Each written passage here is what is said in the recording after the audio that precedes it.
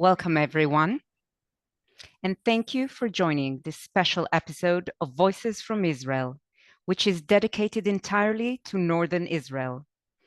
I'm Dana Zohar from JNF UK, and I'll be your interviewer. Tonight, we focus on the challenges faced by those living in the North, challenges that until recently have not received the attention they deserve.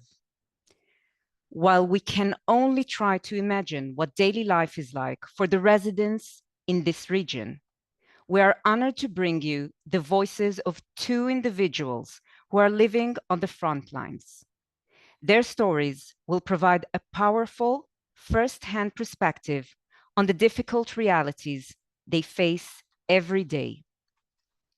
As we approach the Jewish New Year, a time of joy and reflection, many in Israel, especially in the north, face profound uncertainty and fear. Despite recent events of the assassination of some of Hezbollah's leaders, the region remains under constant attack, not only threatening the present, but endangering the future of our homeland. For almost a year, more than 60,000 residents have been displaced from northern Israel. Families and communities are torn apart, education is disrupted, and livelihoods are at risk. Those who remain live under constant threat of rocket attacks and fires caused by the bombardments which devastate this beautiful region. The danger is real. Many may never return to their homes, and those who can leave may choose to do so. JNF UK has a long history of supporting Israel's peripheries in good times and in times of crisis. Through our ongoing projects, we have developed infrastructure, supported education, and strengthened community resilience in these critical regions. This episode of Voices from Israel ties in with JNF UK's Rosh Hashanah appeal, which is raising vital funds to secure the future of Northern Israel, ensuring it remains populated and strong.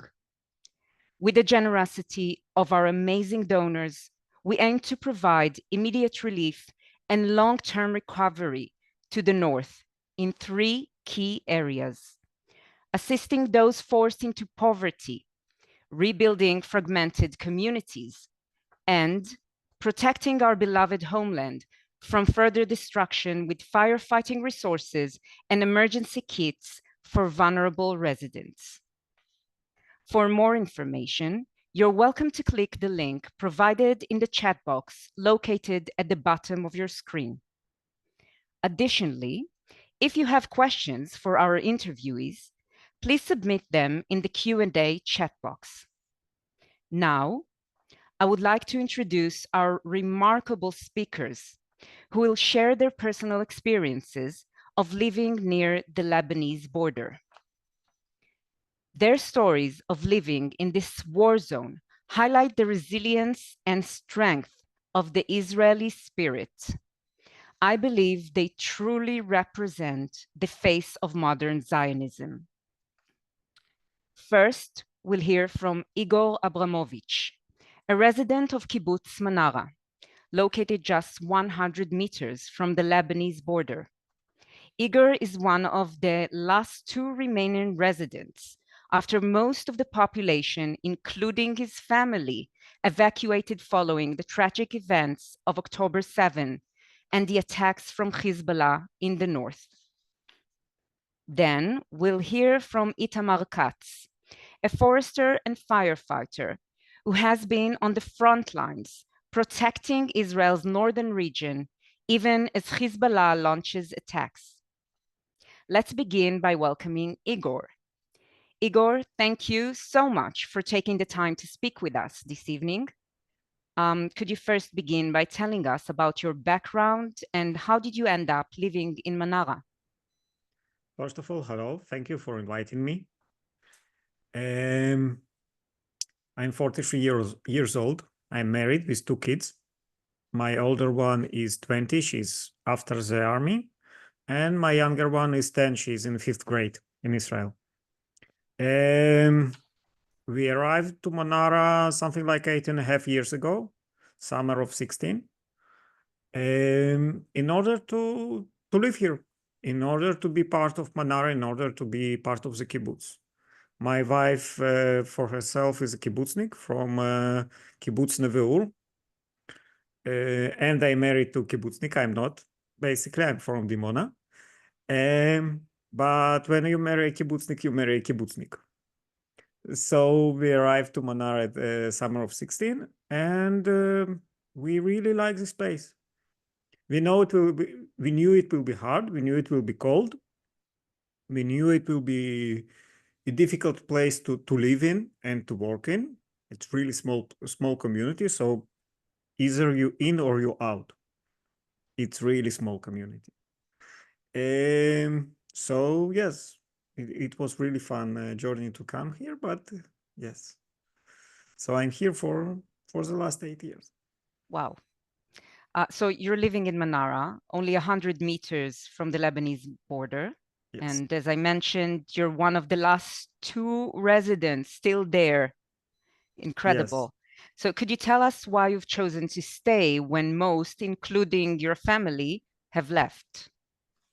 Well, first of all, this is my house, so I'm staying here. I don't see any other way. But I also feel that I'm needed.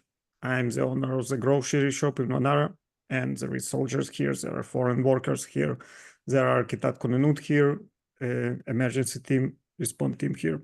So they need the stuff that over the army budget, over the army food. They need some cigarettes, some Coca-Cola, some sweets and chocolates, etc., etc., etc. And sometimes this is what hold you on and hold your sanity, basically, to be a regular human being. Over it, as long as I'm here and I'm a civilian, this is not an army camp. When we leave and this will become an army camp, there might be no way back. And it might be even worse than it is right now. And right now it's not really good. So, yes. Wow, remarkable. This is basically. So it must be very difficult for your family, I can only imagine. So especially yes. Since they've had to evacuate while you've stayed behind. How was your family? How did they react to your decision, and what have they been going through since October 7? Well, first of all, it's really hard for me, but it's much harder for them. We need to understand it. My wife is a wonderful lady, but to be alone with 2 kids and 3 dogs, it's really difficult. And she's a kindergarten teacher. And when we evacuated, the kindergarten were closed for something like a month, but later on they are opened. And she was a kindergarten teacher, and the kindergarten was in a bomb shelter. So 5 days a week, she go in the car, drive for 1.5 hours to bomb shelter to be kindergarten teacher, and to give some normality to the kindergarten kids. And then she could come, she would come back home and be with the kids. And we lived in a tiny room in a friend's house. And we rent a house for ourselves for a year only in this July, because we finally accepted the situation that we probably be here for longer times that we supposed to. When we evacuated, we thought, okay, the new year we will be home, and then okay, for Pesach we will be home, and then okay, for the summer we will come back home, and the kids will start the school. And this never happened, and this never happened, and this never happened, and this go for long and long and long. And now we are speaking about the community come back 26, maybe 27, summer 26, summer 27. And part of the community, maybe my family will be coming back for summer 25, maybe. Okay, so let's speak a little bit about the destruction, which is obviously Manara was hit hard.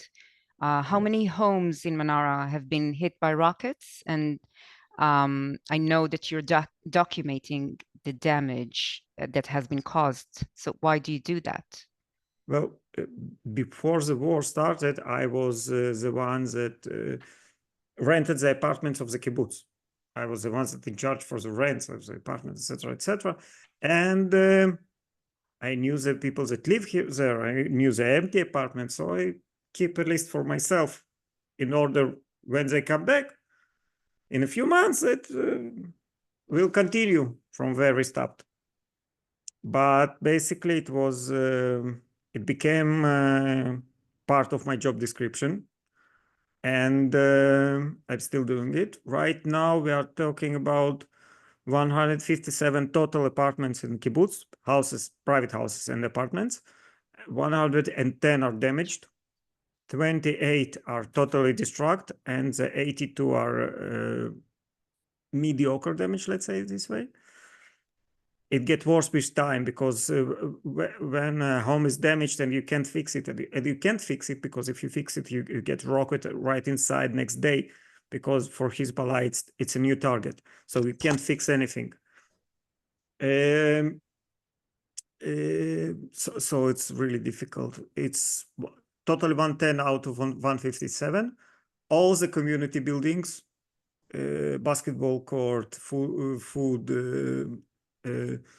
חדר אוכל, dining room, offices, everything is damaged. Every single one is damaged, and part of the commercial buildings are also damaged. Totally, we are between 75 and 80% damage in the kibbutz. We're just watching some of the documents. Yes. Your documents, yes. Yes. The problem is the destruction. kibbutz is really small, so it totally 157 buildings, apartments, let's say it this way. It's less than some apartment building in Tel Aviv. It's really small kibbutz. We were totally 280 people before the evacuation in October. It's not a big community. It's not a big kibbutz. We are small kibbutz, we are small community, and the damage is huge because we are so small, and because the building can hide and run. So they are standing there. So it's really easy for Hezbollah to shut and his buildings. And the Kidron Gardens, all three of our Kidron Gardens were shut. Heartbreaking. Yeah. Really. Yes.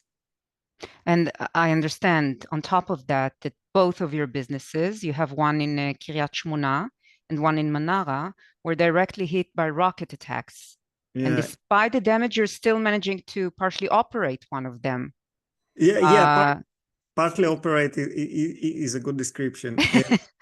In Manara, it was a grocery shop of the kibbutz, but it's located on the first floor of the buildings that we got shot in the second floor, and the second floor was totally destroyed. And I got shockwave through my shop, so it turned down the doors and the windows and some of the equipment.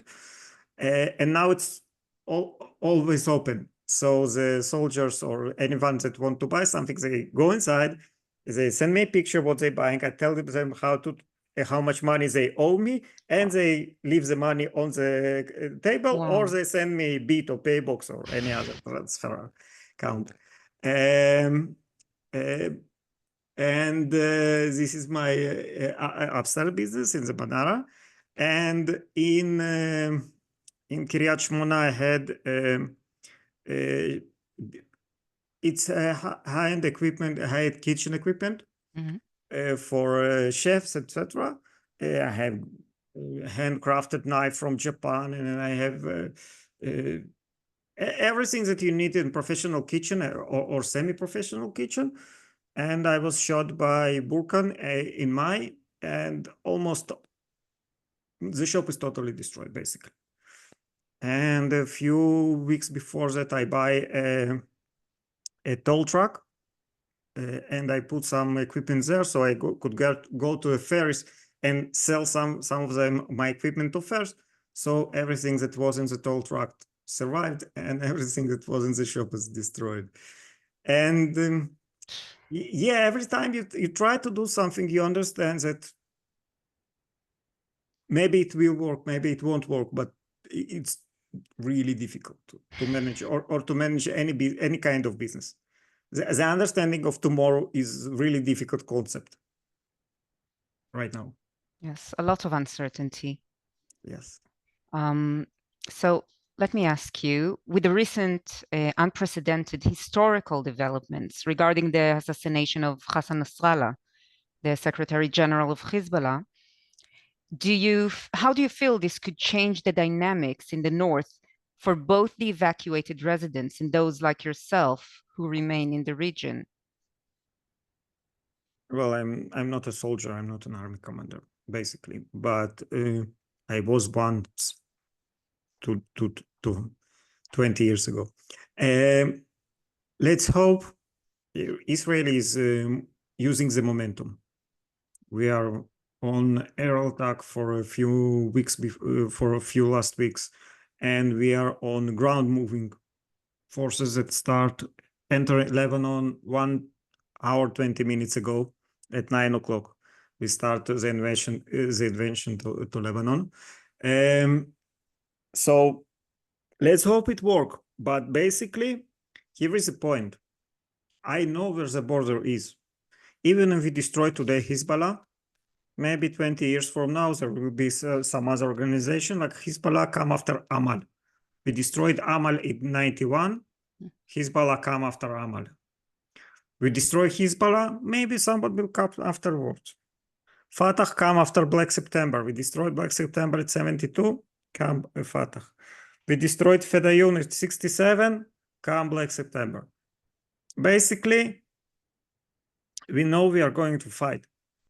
I'm 43 years old. I think I will see 2 or 3 more wars in my life.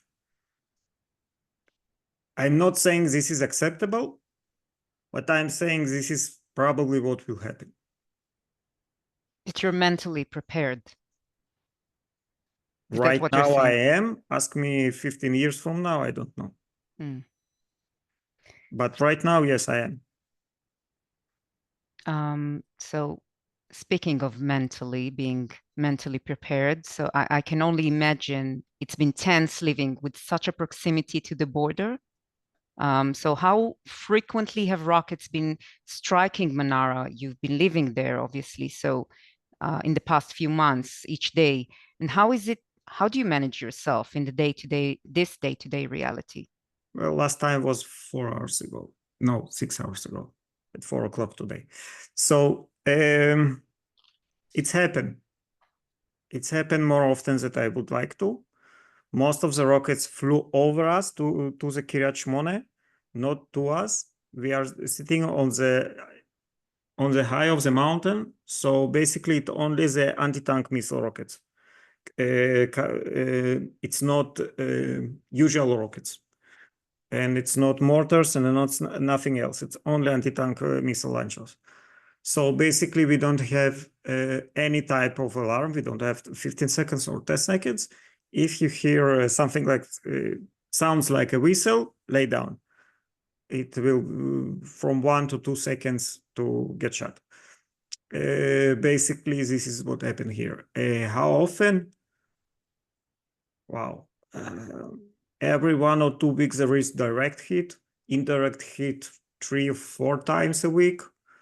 In the last few weeks, it was more often than less often, but it depends on it depends. In April was none. We never got shot. But at late of May and up until now, we get more than 70 launches. Can I ask, do you have the feeling of being afraid? Is it still there, or are you just adjusting to the situation? It's become like this is the normal reality for you. I can't say it's normal, but it's like, okay, it's like relief. Every time I hear something blowing up, oh, okay, it doesn't hit me. I'm still okay. I'm still alive. So I'm relieved. And next one, and next one, and next one. And at some point you become less stressful, let's say. I'm not that stressful from the from the bombing, from the bombshells, but I'm still afraid. It doesn't become like background noises. It's Still, not a background. I'm still afraid. It's still fear, but it's not fear for my life. It's more fearful for being wounded.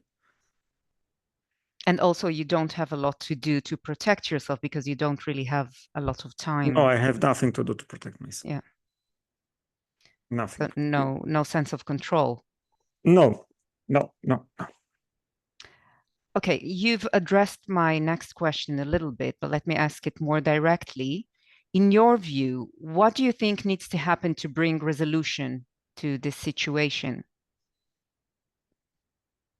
Well, the answer is complex. We need to have an army victory in order to bring peace. Unfortunately, our neighbors understand only one thing, and it's power or crazy power. The reasons that Israel is doing right now, what we are doing is to let everybody else understand that we are crazy, and we will do whatever we think it's needed to be done in this regard to USA, to France, or to any other country that will try to stop us. Because when we are mad, then we are mad. Everybody should be afraid. The second part is after the war, you still need some kind of peace agreement with Lebanon, with Hezbollah. I don't know with who. I don't care with who. Some kind of resolution will be accepted. Maybe it won't be regarded as well as 1701 from the NATO, but okay, there was some kind of resolution that stopped the war. Nobody agreed to it, not Israel, not Lebanon, not Hezbollah, but there was some kind of resolution. I said it gave us some peace and quiet for a few years. Yeah, it is, but it was never fulfilled from neither side. True. So it was fake peace. It was peace because we decided, we and Hezbollah together decided that we don't want to fight right now.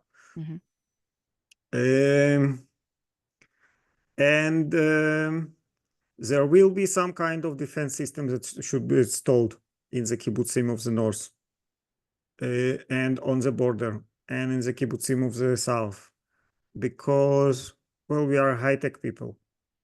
We cannot put soldiers on every hill and on every road and on every fence. But we can put some technologically advanced defense systems, and we have them. Very true. So this will be part of the solution. And also we have to put more soldiers on the ground, more boots on the ground on the borders, not like before 7 of October. And then probably some people will come back, some people won't come back.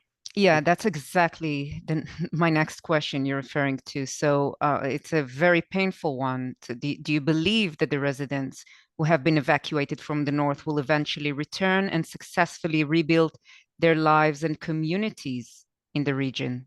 Well, here is the point.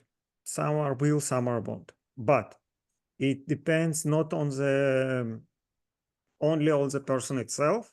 It depends on the community. Strong community would bring back even the weakest link. Most of the people will come back. 90%, 80%, I don't know how many, but most of the people of strong communities will come back. And small community are usually the strong ones. Big community and city communities, well, city of Kiryat Shmona was 22, maybe 23,000 people before 7 of October. I don't think that more than 15,000 will come back. And 50,000 is pretty good, pretty large for me. It probably will be less. But small communities like Manara or Misgav Am or Kibbutz Dan or Kibbutz Dafna that still hold as a community even right now, even a year from the war, from the beginning of the war, they will mostly come back. I think that maybe 80-90% of our community will come back from the main community, from the kibbutz, from the Haverim of the kibbutz. Residents, some will, some won't. I can tell you, most of the residents already have apartments in other places in Israel, and they don't have home here. They don't have invested in the communities, or less invested in the community. So it's not totally. And we will try to recruit new ones. We will try to recruit new people to arrive to the kibbutz. Kibbutz is Kibbutz Manara is a small place. We accepted something like 4 or 5 families a year to live with us. But we will grow back. The community will grow back. Large community like Kiryat Shmona is much, much harder. But maybe with time they will regenerate their numbers. Small communities, mostly will back. Manara, most of the Manara will back, but the timing is questionable. So we are talking about, because the kibbutz is so damaged and the infrastructure is so damaged, there is a lot of work here, and not many building constructors accept to go to Manara and start to work here. None of them right now, but let's say after the war, I don't know how many. So we will probably be, I'm not sure last one in line, but we will be not in the high demand of the construction. So probably summer 26, summer 27, most of the community will come back. I hope so. Let's say if the war ended in the next 6 months, summer 26, maybe, summer 27, probably. All I can tell you is I see you as representing Manara, and if that's the case, they will. I'm very positive they will come back. And on that note, thank you for sharing your story.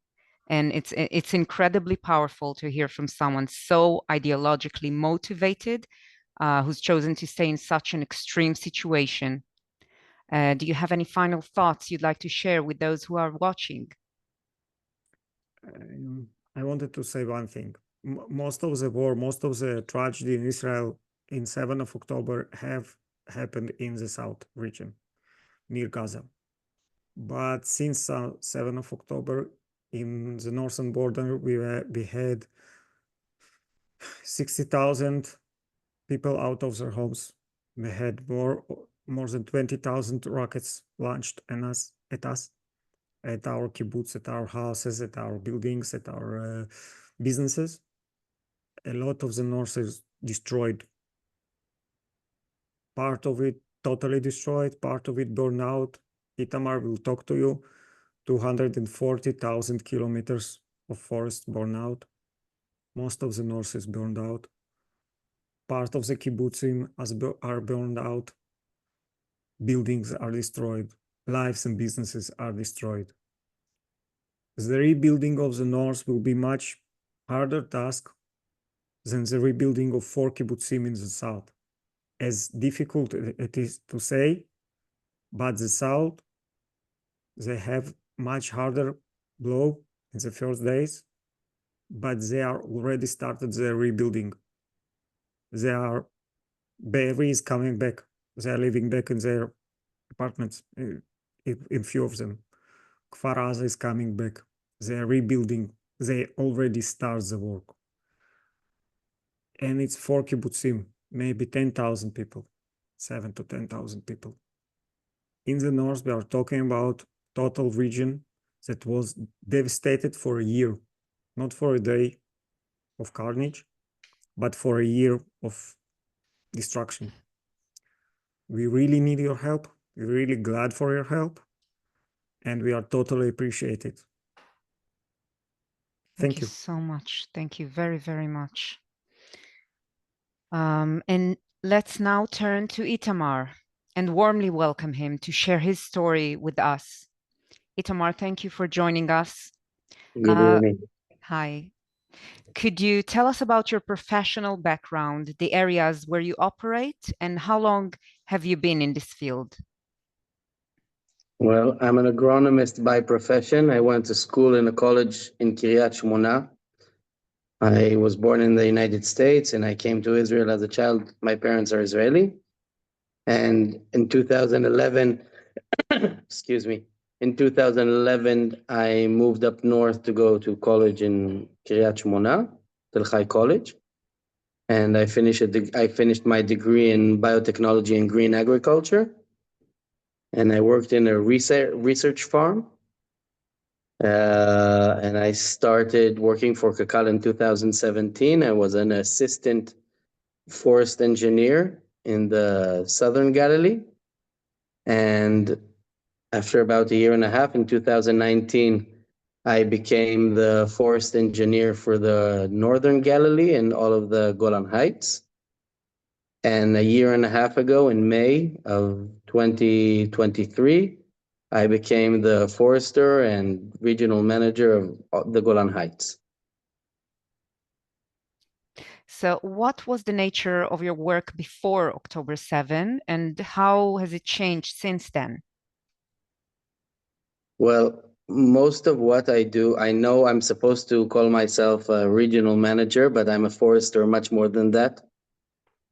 Always have been. And most of what we do, I mean, it can be divided into two. There's the part that we manage the lands that Kakal is entrusted with. So there are many things on Kakal land which is not forest, as you can imagine, big pine trees. I mean, we have a lot of natural forest, broadleaf forest. So one part is managing the land. I mean, people are using the land. There's grazing, there is agriculture around it. There are people that are visiting in trails and many different activities. And the other part is the forestry itself. I mean, thinning the forest, maintaining the forest, replanting the forest. We do a lot of maintenance. I mean, Israel is a small country and our forests are even smaller. I mean, compared to the rest of the world, of course, Europe, of course, the UK. So, I mean, every acre, it means the world to us. So that was my day to day. I mean, I drive a truck. I try to be outside as much as I can to meet as many people, to see as many different areas, always thinking how to bring things forward. Could you describe the current situation in the north? I mean, how many areas were affected by the fires? How will they be rehabilitated? And are there any areas that can't be restored? It's hard to purvey the picture because it's constantly changing. I mean, today I had a drone attack in the northern part of the Golan. I won't show you the pictures because they're just horrible carnage of animals and cattle that were there or killed. And I mean, yesterday I found myself, there wasn't even an alarm, just suddenly rockets, I mean, the Iron Dome rockets came out of nowhere and I saw them exploding over my head. Sure. I mean, it's carnage at a level that it's hard to understand. I mean, it looks sometimes almost out of a movie. Like friends that don't see it, they ask me that same question, and I say, like, it looks like a scene from Game of Thrones. My I God. mean, I know that the fires in California, I mean, that's small. I mean, I remember that. That's not far from where I went to school.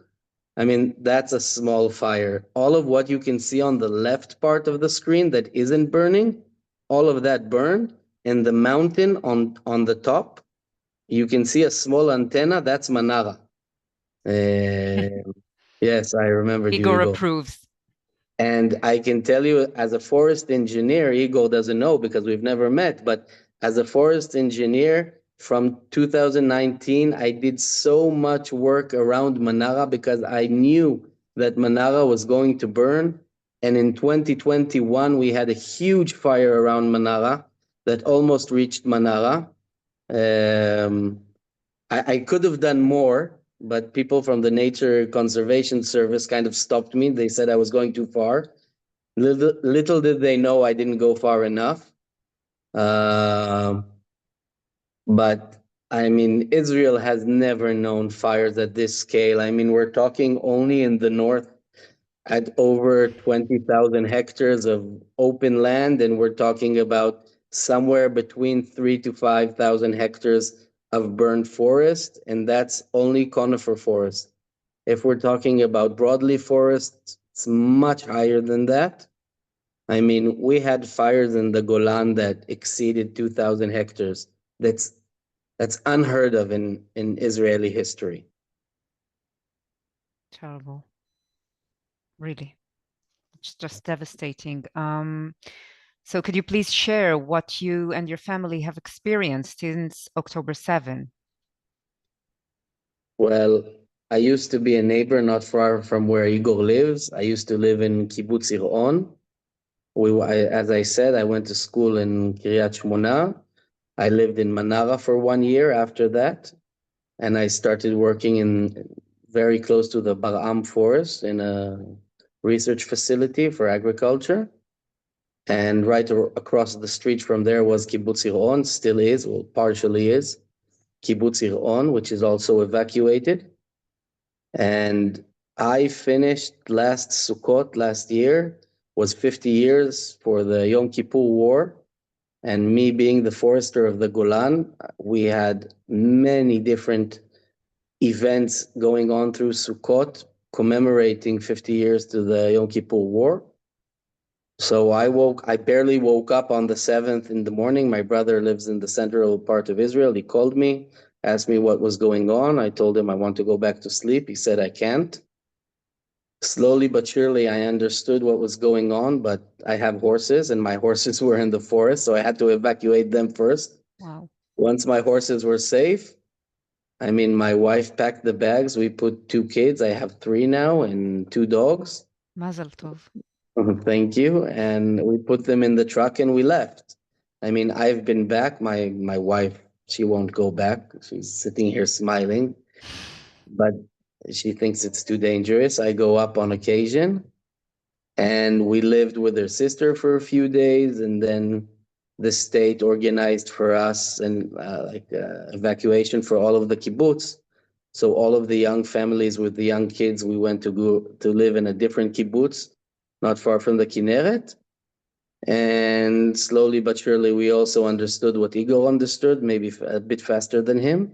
And we rented a house in the southern part of the Golan in another kibbutz. I mean, the education system in a kibbutz is amazing, and it's very important for me and my wife. Both of us grew up in towns and cities, but we fell in love in this kind of way of thought. And so did our children. I mean, our children know no boundaries. To them, house starts at the gate of the kibbutz. They don't know their address and they never wear shoes, as much as my wife would like them to. And I mean, I think it's hardest for them. I mean, I'm not saying it's easy for us because it's far from easy for us, but it's definitely hardest for them.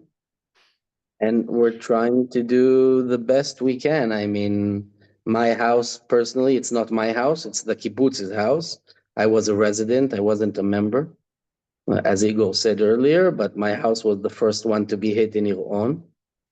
And we also had damage that occurred from the blast, not from a direct hit.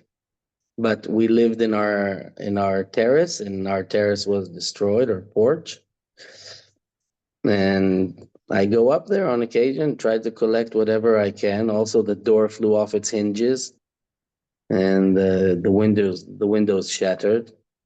But that's only stuff. You can replace stuff. Mm-hmm. Stuff doesn't matter. I mean, it matters, but in the big picture, it doesn't matter. I'm much more anxious about the lives of the people that just apparently entered Lebanon. And I mean, it's in so many small things. I mean, I know I'm supposed to talk about the forestry, and really the damage it's unimaginable. And it's going to take probably the entirety of my career to bring the forest back to where it used to be. My boss, I mean, you can see it in his eyes, the last 15 years, everything he did was just erased. Aish. I do think the nature is stronger than everybody, but I mean, it's really what I wanted to say about the small things. I took my son to get a haircut across the road from where I live, and I found out that the barber that we go to was at the Nova Festival. Oh my. So it meets you in so many different ways. The forester that I replaced, his son is a commander in a tank brigade, and he was supposed to be at one of the posts that was hit the hardest, the Gaza border, and he got a relief for one evening to go meet his girlfriend, so he wasn't there. I mean, it's a small miracle. Wow. And it just encompasses you from all around. It's a very weird way of being to live here right now. So let me just regarding this, like the mental state that you need to develop to survive in this kind of environment. So for many years, you've been at the front lines protecting Israel's northern region as a forester and fighting fires. So can you tell us about your experience of trying to protect the forests? What does it mean to fight fires, especially under rocket attacks? And how does it feel? What going through your mind?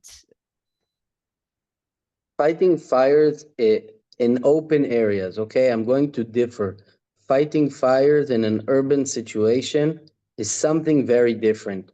Although this picture is very dramatic, I will be honest and say it's a skill you learn just like many other skills. And once you learn it, the fear, you get it, you don't even really fear it anymore. It's a skill. Just like many skills, I mean, I ride horses, maybe to people that don't ride horses, it looks very frightening. But when you ride horses, you get used to it and it's not scary. Same thing with fighting fires. And fires are an inherent part of the forest, and they're important.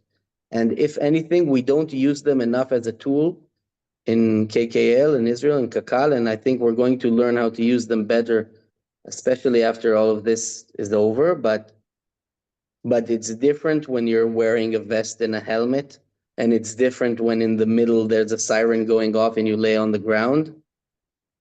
And the state of mind that you were talking about, well, honestly, I'm not 43, I'm 38, almost 39, and I can feel the chips cracking away. I mean, it's a hard way of being. When you stand in a traffic jam, we don't have many traffic jams in the north, but sometimes at a light or something like that, and you go, oh shit, why am I not driving anywhere? Why am I standing? Something can happen. And you start looking around. Okay, there's the ditch.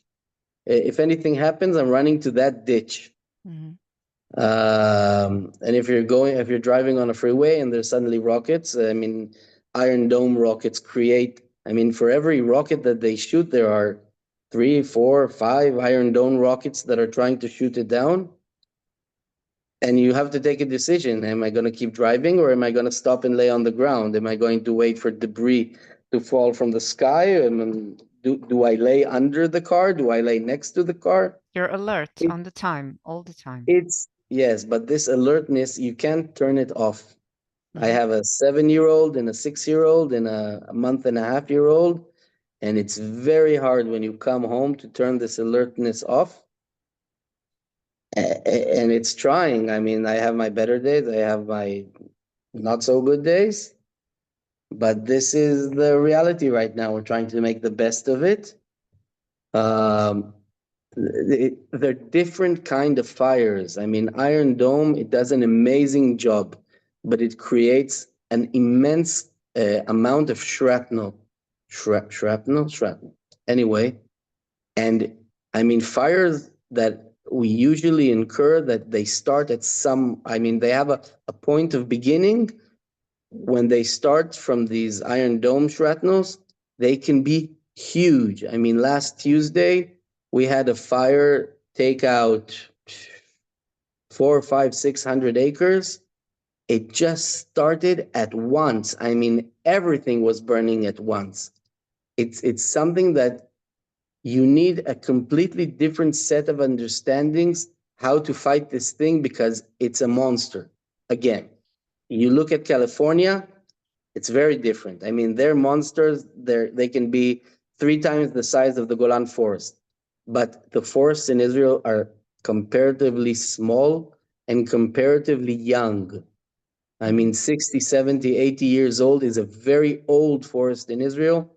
During the Turkish Empire, at the time they ruled Israel, they cut down most of the trees for the railway system. Our forests are small, and our conifer forests, they are very vulnerable to fire.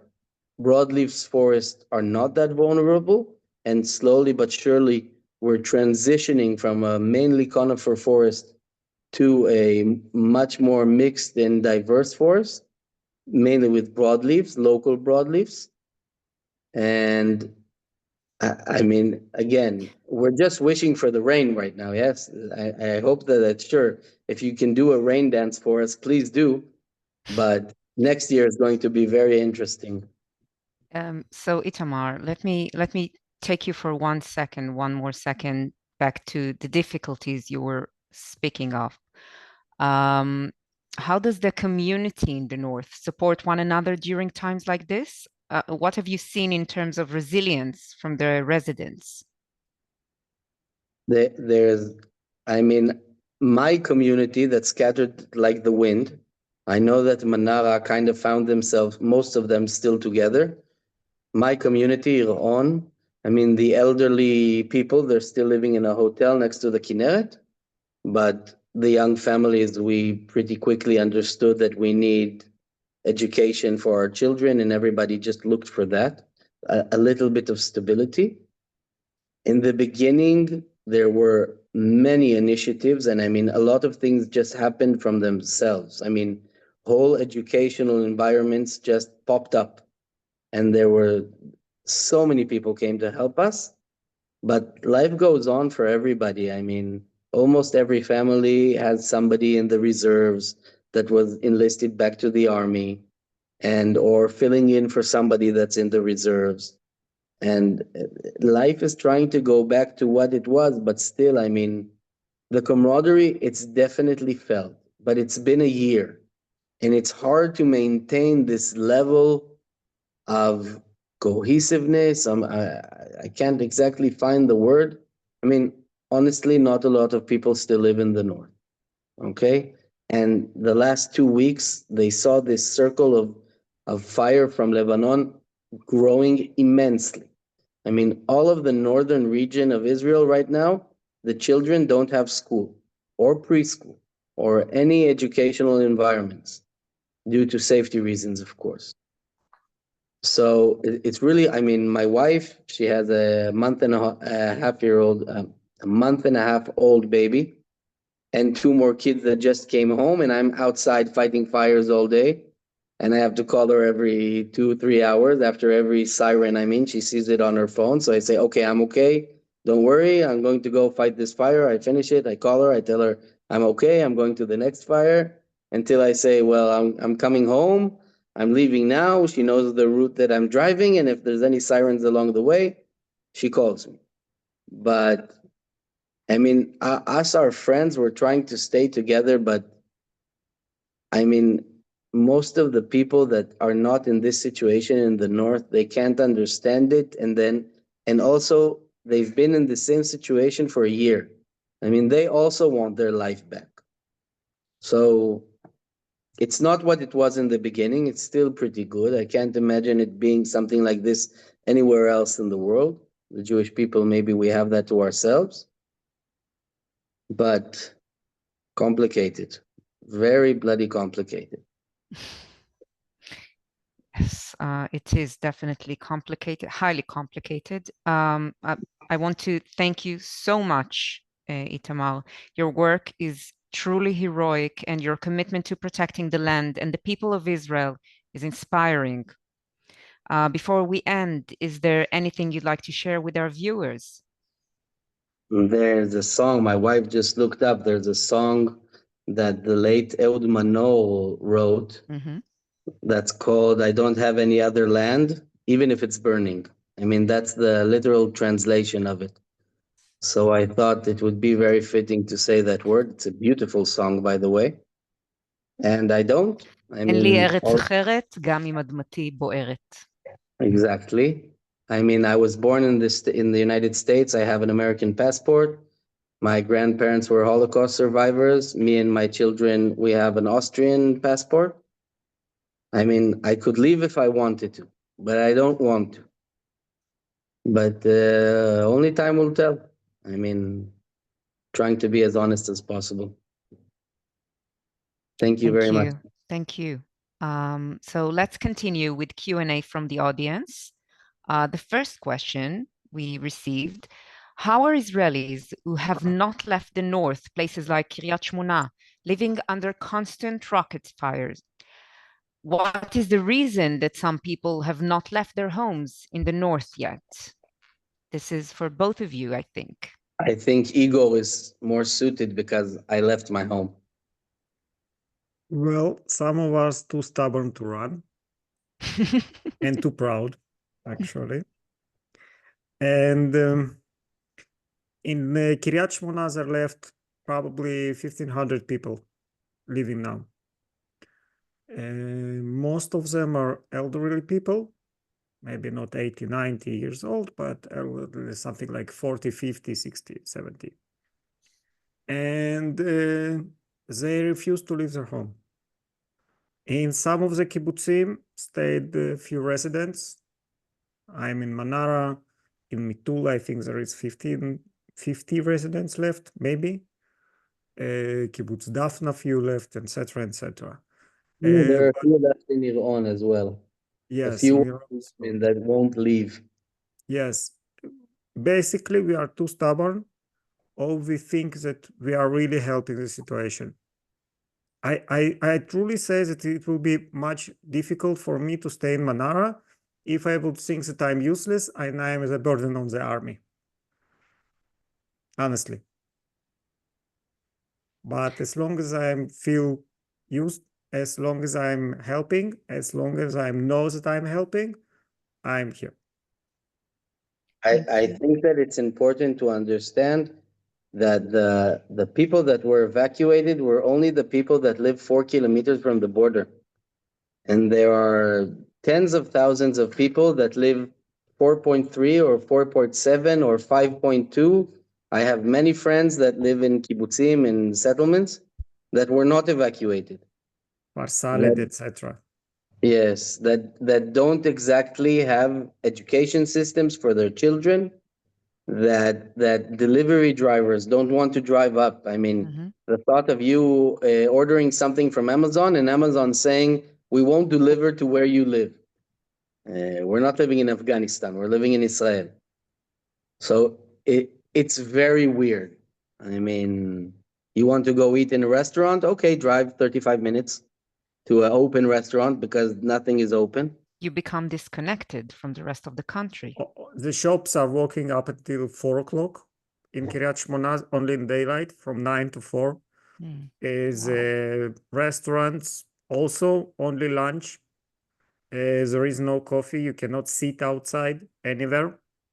If you sit in a restaurant, it will be probably sent back in the window in order the window won't get shattered from the bombing. So it's really army-like situation, but it's.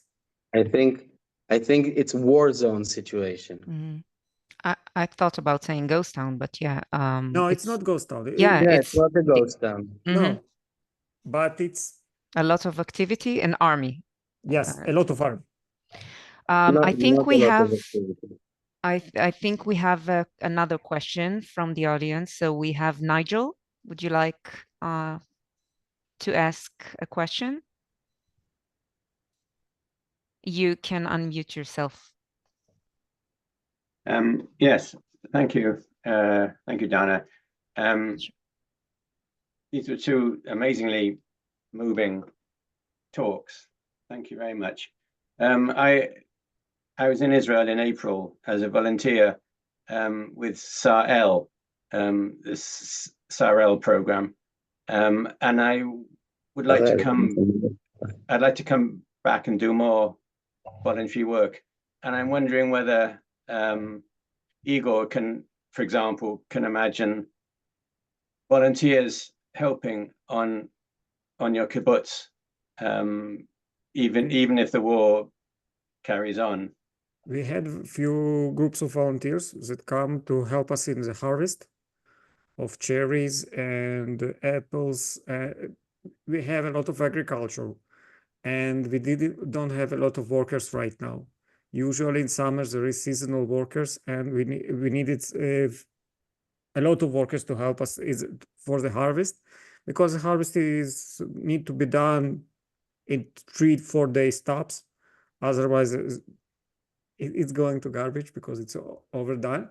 And we had a group of something like 40, maybe 50 volunteers for 2 days that arrive to Manara and help us. It was mostly people in their 50 or 60 from other kibbutzim or from other groups. The Takat, the kibbutz movement organized group for the kibbutzim that needed help. So yes, definitely, I can see it. Probably not now, because right now it's actually danger to get out from my house. But when it will be a little bit safer, let's say in 3, 4, 5 months, yeah, definitely. And there is a lot of work. We already understand the amount of work that we needed to be done in kibbutzim. Stop from gardening to tree cutting to bush cutting to restore the land.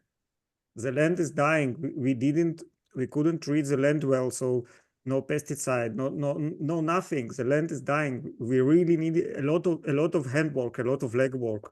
So yeah, definitely I see a lot of volunteers that come. I hope that they will arrive, but not at this point. But So- yes.